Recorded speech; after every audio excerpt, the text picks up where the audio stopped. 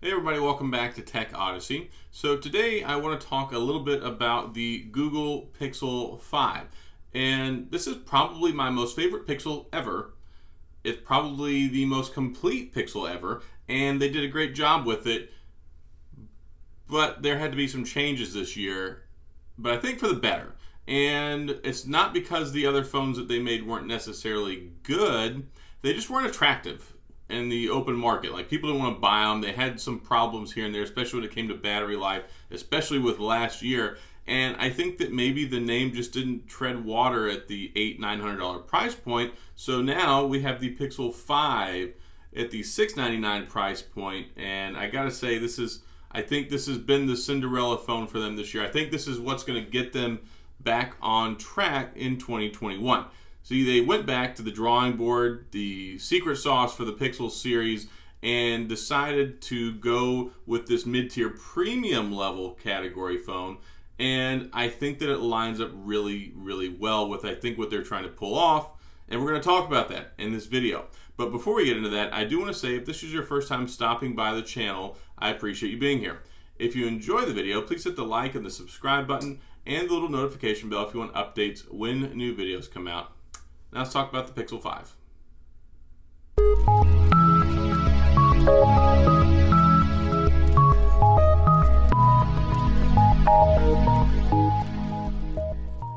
So the Pixel 5 has been one of my most favorite phones of this year. And even when trying to figure out what the best phone of this year is, this one was in the back of my mind. It did a lot of things right. I mean, it did a lot of things right, and it got a good price point, which is the $699. Snapdragon 765G. I covered a lot of phones this year with the 765G. The LG Velvet, fantastic phone. The A71 5G, fantastic phone. The TCL 10 5G UW, fantastic phone. And this one right here is the king of the Snapdragon 765 world. And it does really, really well. See, there were problems with the Pixel 4 and the 4 XL last year. The battery life was pretty darn terrible. Had the Soli features in there, but I think the most terrible thing that people couldn't really live with was the fact that they were like $800 and $900, which was a ton of money, especially whenever you're not a phone made by Apple or Samsung. Google does really, really well, and they make really, really good phones. For the most part, built on the software and services side of the house, kind of like what Apple offers, Google really brings a lot to the table. And then they have their phones, which, yeah, like the Pixel 3 had the notch problem. The Pixel 2 had like the blue tint on the on the screens, and it had some other issues with those phones as well. The Pixel 4 series had Soli, which a lot of people didn't like and thought was gimmicky. Also, battery life, absolutely pants. So, and actually, the Pixel 4 XL was my number one phone of last year for my pick, and I thought it was amazing, especially once they came out with some software updates and fixed that. But they've just never really been able to sell massive amounts of phones, but they haven't really needed to because they're Google. Google is filthy stinking rich. They don't have to sell phones like some other companies do. It's kind of like when you look at LG. They're one of the biggest electronics companies in the world. Would it be great if their phones sold? Yes, but I feel like they kind of just make phones to compete in that space as part of their overall plan and presence in the market. So this phone right here, fundamentally, philosophically different. So instead of having an 8 series Snapdragon processor, instead of going with we're going to make an extra large one, we're going to make a normal one, they stuck it right in the middle, 6-inch screen, and then they also put a wide angle camera lens on the back, which is a big shift from last year because it had that telephoto lens. The telephoto lens was nice. I still don't know why we don't have all three, but really not the end of the world because the zoom that we have now on the cameras, especially with the digital zoom, a lot better, especially when you get up to like 3 to 5 times zoom. So I don't think that it's absolutely critical. You can't replace that wide angle. Industry leading camera in here again. You can shoot 4K on the back now, which is nice, 1080p on the front, and they've greatly increased the video capabilities. Looks a lot better, sounds a lot better. I'm glad that they did some of those things. This phone, 90 Hz refresh rate, AMOLED screen, 1080p display, wireless charging, reverse wireless charging. One thing I totally love is the fingerprint sensor on the back. It works so well. And that's one thing that Pixel was always good at, like the fastest fingerprint sensors ever in the history of mankind. USB-C charging, kind of stereo speakers. It has two. It has a speaker on the bottom, and then it has the one actually under the glass. So it's kind of interesting the way that they went about that. And there have been a lot of question marks, a lot of concerns. I think the sound's just fine, folks. I'm not going to get in that argument.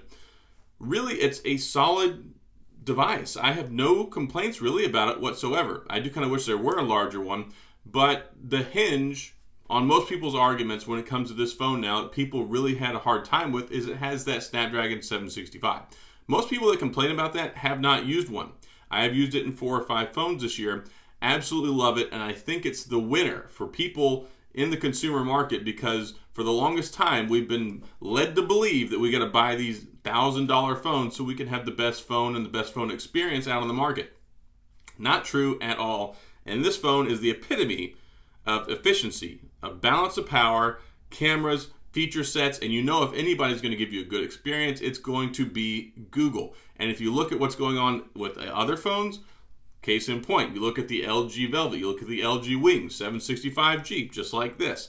You look at what they did with the TCL 10 5G UW. Totally love that phone. Under a $400 price point. 5G, amazing performance, good cameras there too. So this is not a talk about the overall landscape of the 765G, but what it does in here, this phone works and it feels just like the Pixel 4 and the Pixel 4 XL. Like you're not missing anything.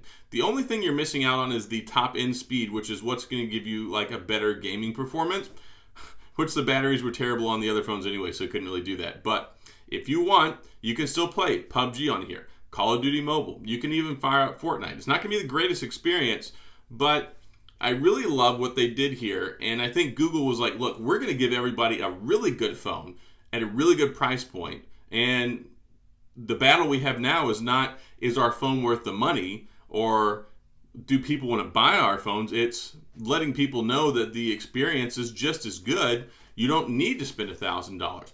And I wouldn't really think that Google would be the one leading the charge in this price war battle when it comes to specs and performance because, yeah, you look at the flagship phones in Samsung and Apple, still, yeah, very, very expensive.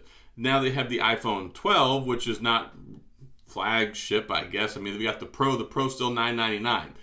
Very much worth it, though. Very good phone. I'm recording this on my 12 Pro Max now. Totally love it. You look at the Samsung phones, the S20, still over $1,000. So when you look at Pixel, and Pixel really did compete with those guys neck for neck in the price war, kind of. They were about $100 less, but I don't think a lot of people, especially myself, just didn't want to spend that kind of money for those phones, and they just didn't sell really well. So interstage right, we've got the Pixel 5. Building off of the success of the Pixel 4a, the Pixel 4a is one of my top phones, if not maybe even the best overall phone for most, I'm not going to say most people. A lot of people really want premium phones. But the Pixel 4a like really had people reimagine what the idea of a $300 phone could do. Such good things in the performance category, in the camera department, that legendary Pixel camera in such a inexpensive price point. They did such a good job with that and then followed it up with this. So the Pixel lineup and Google are capable of doing some really, really good things. Of course, you get the monthly security updates. This is already running Android 11, which is fantastic. It's already had a couple security updates since we got Android 11. You've got the camera, you've got the overall experience, and the battery life is top notch. It's one of the best battery experiences I have had all year in a phone, and I think this has really had people re-examine their relationship with the idea of Pixel phones and what they bring to the table and what they're worth.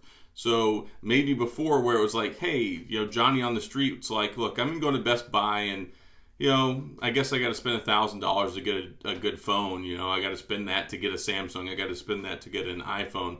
And now you have this guy right here. You've got the Google name recognition, and then people walk over and they go, "Wow, this is only $699." I mean, only $699. I mean, it's still a lot of money, but I think that they did a good job. I think that they brought the best of the Pixel 4, which is still a phenomenal phone, and put it in this body, dropped that 765G in here, dropped the price point, and gave themselves an opportunity to shine in a segment of the phone population that really is kind of sparse right now, and they can make a name for themselves there as like the premium, not $1,000 smartphone, and you're not missing out. You've got everything that you could possibly ask for here enhanced refresh rate on top of it with the AMOLED display and crazy good battery life. Plus, like I said, amazing camera. So I really love this phone. And yeah, that's why I call it in the video title, the Christmas miracle, because it really is. I think this phone is really going to prime Google for success when we look at what the Pixel 6 might be this next year, or whatever else that they decide to do.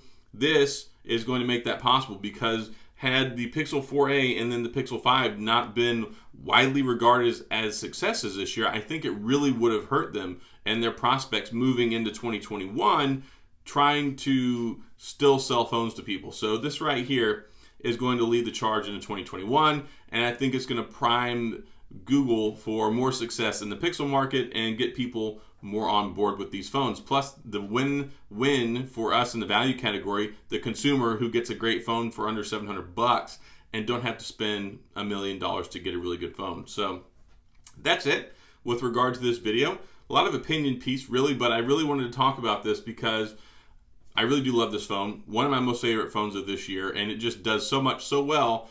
And you wouldn't expect this price point or this shift in strategy from Google to attack aggressively the premium mid-tier sector and give us such a good product at such a good price, especially when they wanted so much more before. If anything moving forward, I wish that they would give us expandable storage. I don't like the whole one-size-fits-all storage thing and not being able to add more in there, especially since you can record in 4K now. So maybe they'll get better in that department moving forward. Probably not, because they're Google, and that's not what they do. But either way, I think that this is a solid phone, and I think it's done a lot to refresh the image and the confidence in the Google Pixel series moving forward. So that's all I've got in this video. If you have any questions or comments about the Pixel 5, please feel free to sound off in the comment section. I will get back with you. If you enjoyed the video, please hit the like and the subscribe button and the little notification bell if you want updates when new videos come out. And as always, thanks for being here. I appreciate you watching, and I'll see you guys next time.